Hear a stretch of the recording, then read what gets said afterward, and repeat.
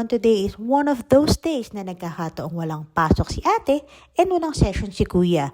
So, madami tayong time kaya naman to make this day extra useful, mag-start tayo sa paglalaba. At bago pa nga tayo makapag-start maglaba, eto nga dumating na ang pogi kong asawa. Pengi mo ng 20 BD, char! Inutusan ko muna kasi siyang mamili ng konti kasi nakita ko na may sale. Sino ba naman tayo para hindi samantalahin ng sale, diba? Sa sobrang mahal ba naman ang bilihin ngayon, tapos alam mo namang kailangan mo, tapos sakto, naka-sale, bakit hindi mo bibilhin, diba?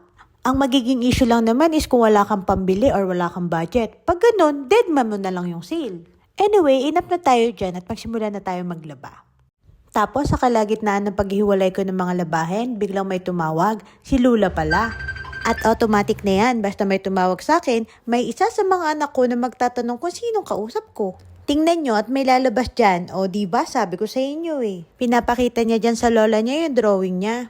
Alam nyo lately napansin ko si ate medyo inclined sa arts. Ang hilig-hilig niya mag-drawing and mag-colors. Okay din naman yun, at least habang bata madiscover niya kung ano yung mga talents niya.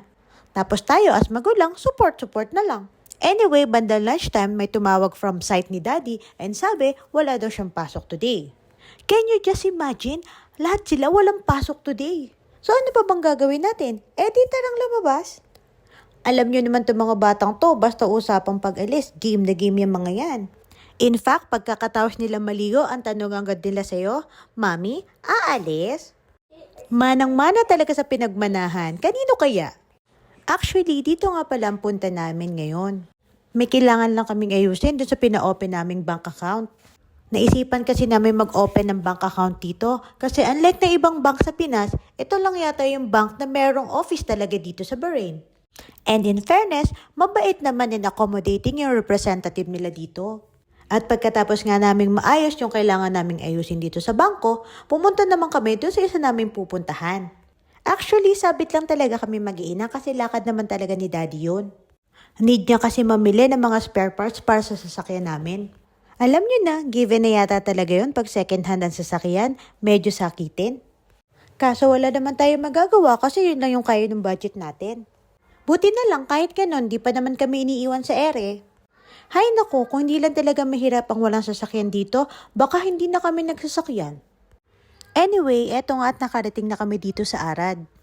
Isa itong Arad sa mga place dito sa Bahrain kung saan makikita mo yung tabi-tabing mga garage. At since ito yung pinakamalapit sa place namin, dito talaga kami madalas magpunta pag kailangan namin magpa-service. At eto na nga, nakarating na kami sa bilihan. Sa sobrang tagal ni Daddy sa loob, kailangan ko na libangin yung mga bata kaya binigyan ko na ng merienda. Pagkain lang kasi talaga ang pinakamabisang pampakalma sa mga yan. Food is life yata kasi talaga ang motto nila. Anyway, pagkatas ng lakad ni Daddy, umuwi na din kami. At sa mga oras na yan, si Daddy ang nagluluto ng dinner. At ako naman ang kasalukuyan nagre-referee. Kapag kasi may ganito kang kaliliit na bata, automatic na yan, hindi talaga mawawala ang nag-aaway at nag-iiyakan dahil sa laruan. Kaya naman, para walang iyakan, pagbibigyan natin sila. I-unbox na natin agad ang toy na ito. Sabi nga kasi nila, mas okay na maluma ang toy kalalaro kaysa naman maluma kasi takatago lang lagi sa cabinet. At saka kahit paano para ma-enjoy ng mga bata at may experience din nila. Sa mga puntong yan, medyo naiinis na ako kasi wala talaga akong mabuo. Wala kasi talaga akong katyaga-tyaga sa mga ganyang binubuong toys eh. Tapos may mga kasama ka pang batang saway dito, saway doon, ewan ko na talaga kung makabuo ka agad. Kaya naman, tumawag na lang ako ng rescue. Alam ko kasi basta mga kuting tingin, si Daddy talaga mahilig dyan.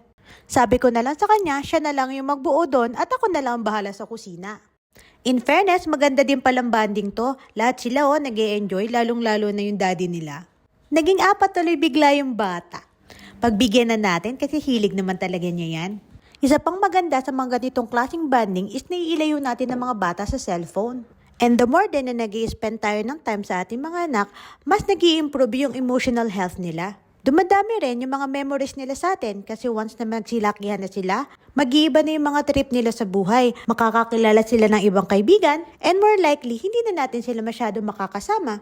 Kaya naman, napaka-importante para sa amin ang family time. Hindi naman kailangan gumastos na malaki. Ang mahalaga lang, mag-spend time ka with your family. Sabi nga nila, a time spent with your children is not wasted time. Too much love never spoils children. Children become spoiled when we substitute presents for presents. Ayun lang for today's video and don't forget to spend time with your family. Thank you for watching. Bye!